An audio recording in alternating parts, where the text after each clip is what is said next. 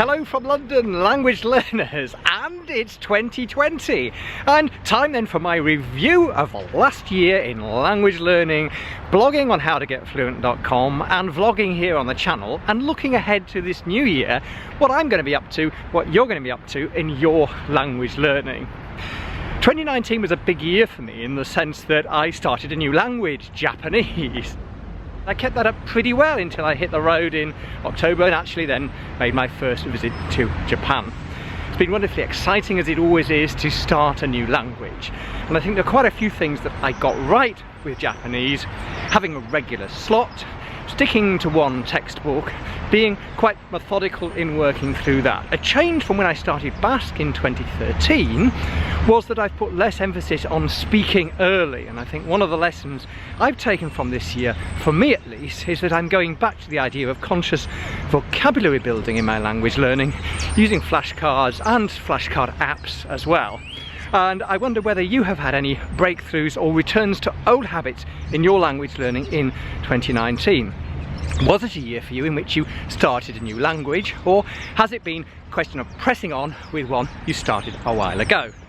Now that's the case of course with my Basque, which, as I said, I've been learning for several years now, and the mainstay for me there has been having lessons, trying to do twice a week on italki.com, just half-hour sessions with a teacher, conversational practice. And I managed to clock up 60 of those in 2019, which I thought was, good to keep things going. And I've certainly noticed a bit of an improvement in my Basque over the year, and that became clear when I attended the London Basque Society's Christmas meal a couple of weeks ago. And I really felt a difference in the level of the conversations that I was able to take part in. But it is a long haul in the middle stages, I think, of language learning. In my advanced languages, German and Russian this year, it was really a question of maintaining them, doing quite a lot of watching materials on YouTube for native speakers, and a lot of reading as well, particularly in Russian. Although less reading in German this year. I used to do that on my commute, but now I've been using the time on the way into the office on the underground train to work on my Japanese. There's always a bit of a trade-off, isn't there, in language learning? Yeah, it's okay to learn more than one language, but when you're doing that, it means there's simply less time. We can't buck the laws of physics for working on the other language. Have you found that attention if you're someone who's learning more than one language in 2019? And did you find any tricks for squeezing extra hours out of the day to keep you going, to make you more efficient? Talking about time trade-offs when you're learning a language, going back to the Japanese for a moment, I've really noticed a new challenge in starting a language with the Chinese-based character writing system central, and that's that it just takes a lot more time. Aside from the methodological questions of when you start learning the characters, how are you going to remember them, simply it is a question of time, and it's going to be one of my focuses in 2020, and there'll be a lot more coming up as to how I wrestle with this challenge with my Japanese going forward in the new year. But it certainly is a real challenge, but one that I am certainly up for.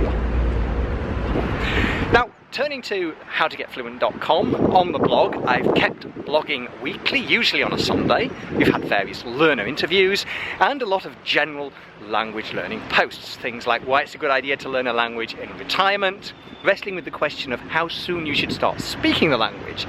Again, I've gone back to the idea of a silent period, really, building up my vocabulary in Japanese before I start trying to speak much, unlike what I was doing with the Basque at the beginning. Then recently there was an article on tricks to sound more fluent. Now, you know me, I'm not someone who puts emphasis on hacks in language learning, but if there are little tricks that we can try, I think we should use them. So that was one I covered in that article. And then, of course, I've had a lot of stuff on German, particularly upper, beginner and lower intermediate German. Several articles on that, linked to the launch of my first course, which is a lower intermediate German course, which launched in the summer and will be running again in 2020, so look out for that. Stuff on Russian too, including the theme of exams, a recent survey of different exams in Russian that are available, and then looking at materials for upper intermediate and lower advanced B2 or C1 Russian, based on my own experience with those exams in the last few years. Talking of language courses, a couple of articles on the site have looked at whether you should be using textbooks or courses, whether they're going to work for you, and what you should be looking for in one if you're going to choose one. Similarly, there was a series of 2 posts looking at doing a group language class abroad. Maybe you're thinking of doing that in the summer. Does it make sense for you? And if it does, then the second article is asking the question, what sort of things should you be bearing in mind when you're choosing your language school? So do check that out if that could be you this summer, going abroad to learn a language intensively. And that brings me to the YouTube channel, and here I've been trying to keep up my regular content creation schedule, at least 2 videos a week, usually Tuesdays and Thursdays, as you'll know if you're a regular. And there are 122 videos in total actually this year. And thanks so much to those of you who have subscribed and who like and share the videos. And if you hit the notification bell, that really helps too in terms of getting YouTube to show the material to others who might find it interesting, helps the channel to grow, and gives me a bit of a boost. Talking of the growth of the channel, it's gone from about 800 at the beginning of 2019 to just over 1,500 on the 31st of December. So that was really encouraging, and once again, big thanks to all of you who've been here in the community. Don't hold back, by the way, in putting your comments underneath the videos.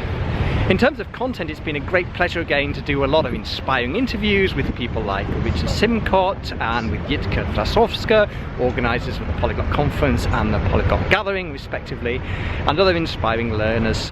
Now, vlogging is one of the things I really enjoy doing, and I was vlogging from Dubai, the Dubai vlogs at the beginning of the year, and they were actually shot in 2018. And then in the autumn I've been vlogging for the first time really in some of my languages from Asia, my big trip as I went over to the Polyglot Conference in Fukuoka in Japan via Singapore and Hong Kong. I started vlogging, it's a bit impromptu, not that planned, in both Russian and German, and then a bit in Basque as well, and some in Welsh. I was shy to do this initially because I know I make a lot of mistakes when I'm using my languages, but it's been a good way actually to overcome that and, you know, practice what I preach about diving in, communicating, and not being too bothered about making mistakes. Could you use technology in a similar way to get practice with your language? It doesn't mean, you know, you've got to be posting things on YouTube. You could just be recording yourself on your phone, or you know, sending a voice recording to a teacher or a native speaker who can give you some constructive feedback. Or even just recording yourself and comparing how you sound 1, 2, 6 months down the line to see that you actually are perhaps making more progress than you think. One thing I think people really have enjoyed on the channel have been book reviews and book haul vids, vids from bookshops, so there'll be more of those coming up. And then of course also covering language learner events that I've been to. And it was great back in January to cover the Edinburgh Language Learners Meetup, which took place then, which is going to grow in 2020 into the full-scale Edinburgh Language Learning event, and to vlog in May from the Polyglot Gathering yet again on a daily basis. That was great fun. You saw those vids, well, I hope you liked them, and thanks a lot for taking part. There will be videos coming up from the Polyglot Conference in Fukuoka as well. They are shot, but just across the road here, not yet edited, because I've been so busy with the Asia Diaries vlogs.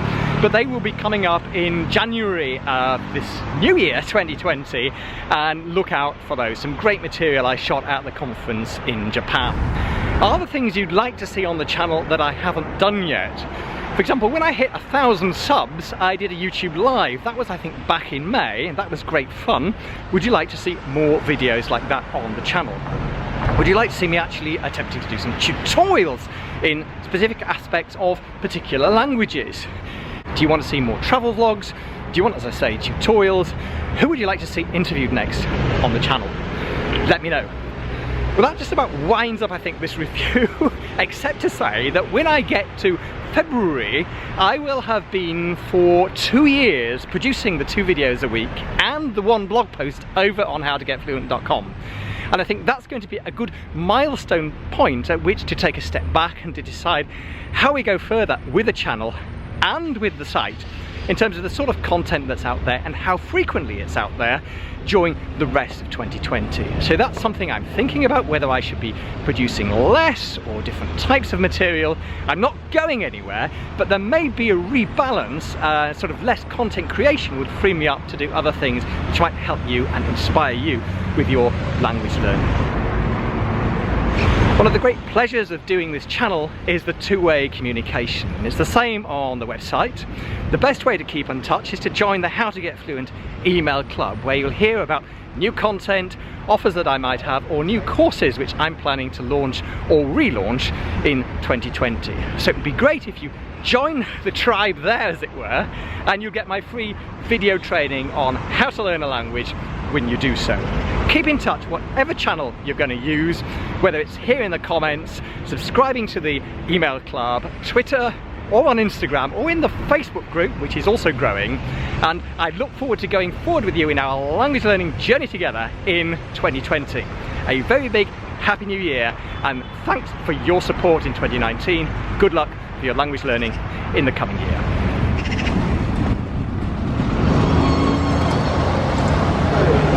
Thank you.